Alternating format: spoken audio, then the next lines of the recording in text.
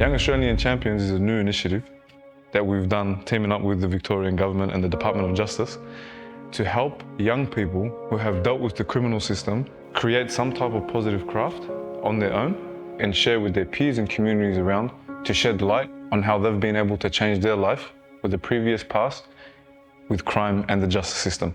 At Young Australian People, we vision to see Young Australian Champions to be an ongoing project that can potentially change lives and give the wider community a deeper outlook on how changing your life can make a difference.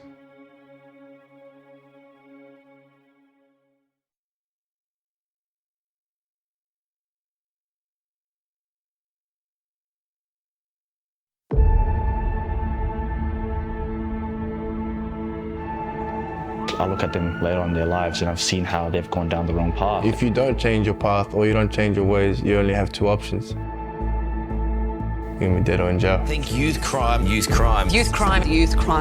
14-year-old's been arrested over the attempted carjacking. Stabbed to death during a brawl. He killed our son. What needs to be done now to fix Australia's youth crime crisis? You're never going to fix youth intervention to turn kids around before a lifetime of crime. The system needs fixing.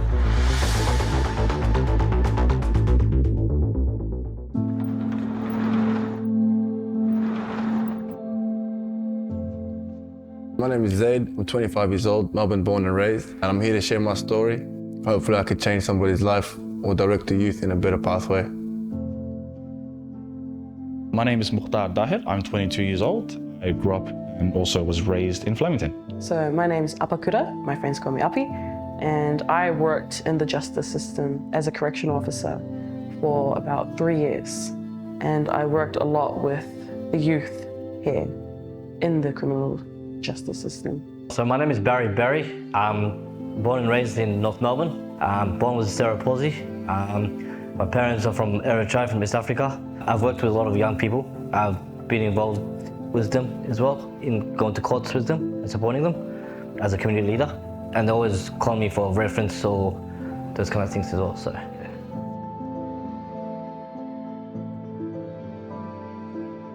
My upbringing in Flemington was a bit, up and down here and there, especially my early years growing up in Flemington. The area weren't really as safe as you assume for young kids.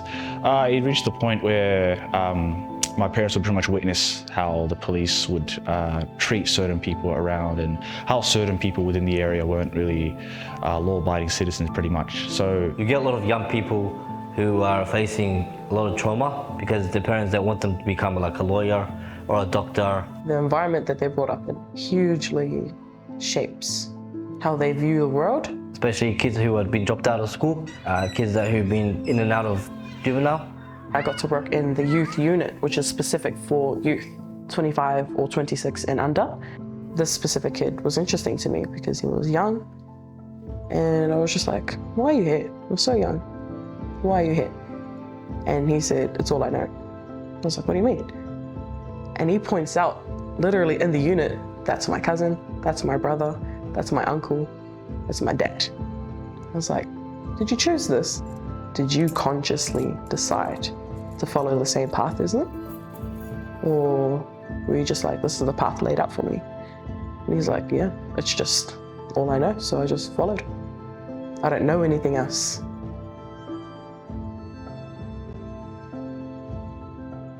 The mental toll that has on you is so large that I guess you can't even put it into words. I mean, of course you have the time to think, but then if that's all you have, I mean, you can understand that your thoughts won't be the best coming out of that. Ultimately, I can't understand why anybody would listen to this and still want to pursue a life of crime.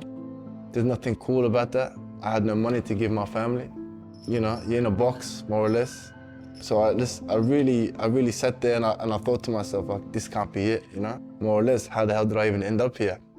You know what I mean? So at that moment, I guess I said to myself, look, you can't do anything about your current situation, but you can definitely do something about your next situation. I based myself off resilience. Anything can come my way, and I'm not saying it's gonna be easy, but I'll find a way. I think it was Ramadan, the time I went to jail, but I saw it as an opportunity. I made sure I fasted every day while I was in my cells. having that good connection with God will always bring you gratitude. Fast forward, 12 months, I'm out now. I'm running my podcast with me and my boys. I'm trying to give back to my community. I'm working. So, and that's just in 1 year. I mean, this is for all the guys who have come out of jail too. Like, there's so much you can do, but you just gotta really knuckle down and don't let your current situation get into your head, So if I could speak to myself, this is actually me seeing myself right now and speaking to myself by saying, criminal stuff is the dumbest you can ever do. It's all a lie that's been given to us. It's all a facade that's been painted to us by music, by entertainment, by industries. People want us to be into these systems and lose brothers to jail systems and to fatalities because of crime, because you couldn't control your ego. You can't control your ego for 5 minutes and now you're sitting away for 5 years. You can't send your mum a single dollar. So tell me, where's the G, or where's the coolness, or where's the, whatever you guys are searching for, what is that? Come on, boys. Take your priorities serious. Stay focused in life. Fitness is a lot, health is everything. Lower your ego, drop your pride. No matter what you're going through in life, keep good connection with God, because that's what's gonna get you out of any situation in life.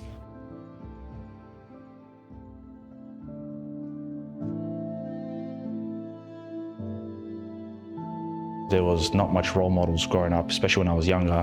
When I was young, I used to look up to people that I thought were OGs, only to find out later that it wasn't the case. The people we see around us, the people we look up to, the people that are supposed to support us, how do they deal with their problems? How are they modeling how we should be dealing with our feelings that we feel?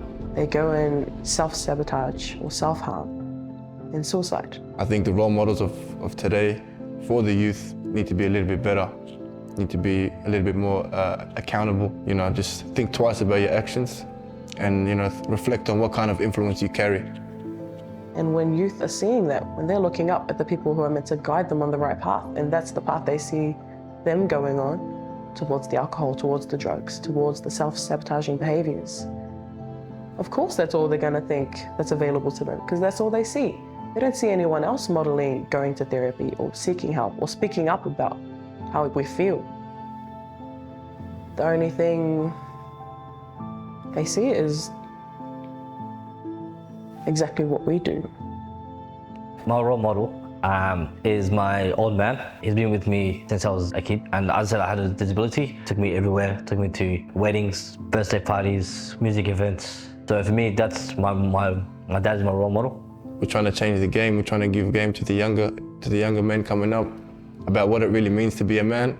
A lot of men don't have fathers coming up in these broken homes, so their ideology of what it is to be a real man can sometimes get a little blurry, because if we don't change our leaders of tomorrow, what's our future going to look like?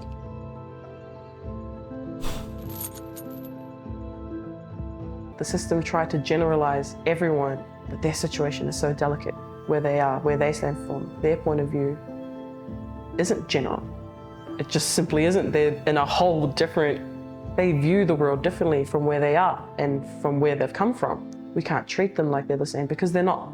My experiences are not going to be the same as the next person who's my neighbour. It really leaves you to sit there and think, then if this is not a way that we're welcome to be in, well, what are you offering, There needs to be something that offers rehabilitation of our actions or rehabilitation of our mindset. Once they come out of juvenile, there's no community engagement outside of juvenile. So once they come outside, there's no community leader in between those two. The system, they don't have any community engagement or a community officer. And it's a bit backwards, isn't it, that that's what the system is, where we should be trying our best to rehabilitate these kids. The system has actually failed them, yes, definitely, but it's also the community also failed them as well, because we also ignore them as well. So they always say, I'm relaxed going back to the juvenile. They're youth, and youth means there's time. There's time to change. As soon as I graduated high school, I had a lot of free time, and that free time could could use that for a positive outlet, or I could pretty much just go down the wrong path where some individuals have gone down. So I thought, just try out the gym and just see how it feels. Because of the gym, it helped me have that outlet where I'd lift heavy weight, and then I don't know, for some reason, your central nervous system just firing, being able to lift this heavy weight. As soon as I just walk out, for some reason, I wouldn't have anxiety for probably a whole week. And I remember to this day, I was walking out the gym And I had this flush of dopamine, just feeling really, I don't know, like I've never felt that happy before in my life, just walking out of the gym. And that's the day I realized that, okay, this is something that I need to stick to. So yeah, ever since then, I just kept on pretty much sticking to it. So I didn't play basketball until I was about, I think 18, 19 years old. So I always used to play basketball for fun, but I never had a chance to actually play for a team. I didn't know that there was so many Muslim women or girls from multiple backgrounds that actually played basketball. So it was a kind of bit of a shock for me. So Jump Ball currently is, increasing and creating more programs within the community that gives access to young people to develop those basketball skills. We didn't have these opportunities when we were younger, so let's get together and make a difference for the younger generations that come after us. And we've also had our kids program, which has been quite popular. So that's between 7 to 11 years old, where they're just exercising, getting together, making new friends, but also developing that social skills. And they have that space that they can play basketball and just play basketball and don't have to think about anything else.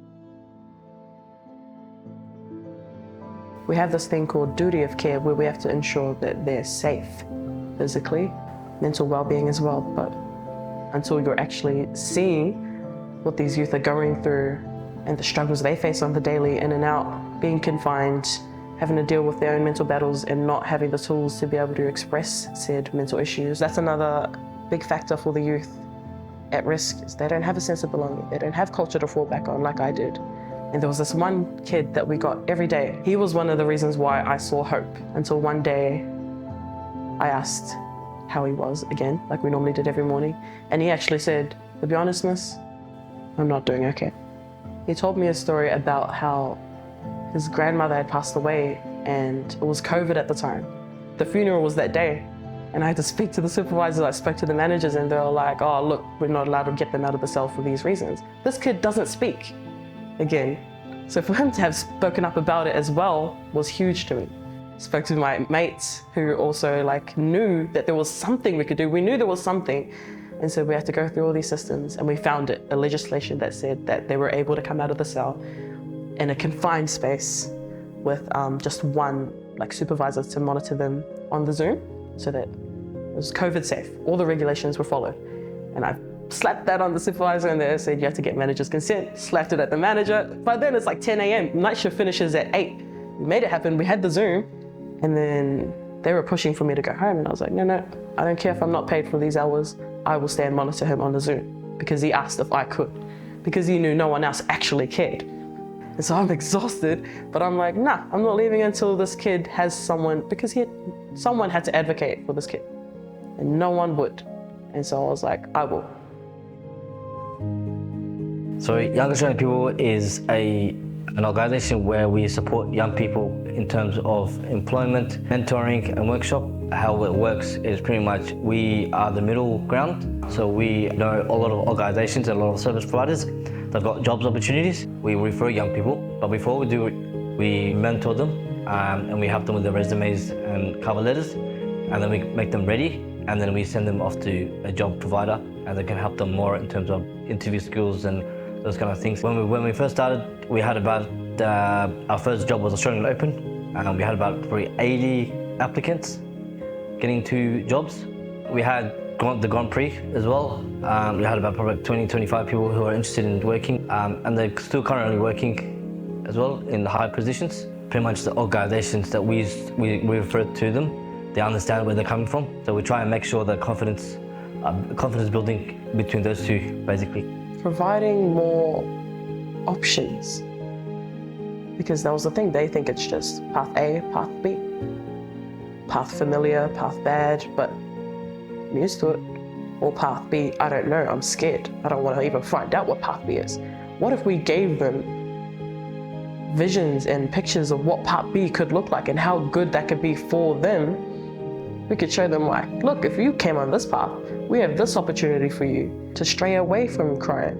We want to help actually prevent crime in youth. And so this is what we're going to do for you. What if we gave you the opportunity now to study what you're interested in, to give you the tools and guide you on that path to whatever it is that you're passionate about. Passion. Passion in youth is huge. If we could harness their passion and guide them, not push them, guide them safely in an environment where they feel safe to do so, to follow their passion and their dreams, because everyone gives up so easily on their dreams. What if we had someone helping these at-risk youth to follow their dreams and their passions? Watch that crime prevention number just deplete. Young people that live in multicultural communities, and they're very striving and very, enthusiastic as well. They're keen to work and they're keen to be part of the system. They're keen to be part of the society. We can give them a chance. They still have the opportunity and the will to drive for that chance if we gave it to them. All they need is an opportunity to be part of the environment.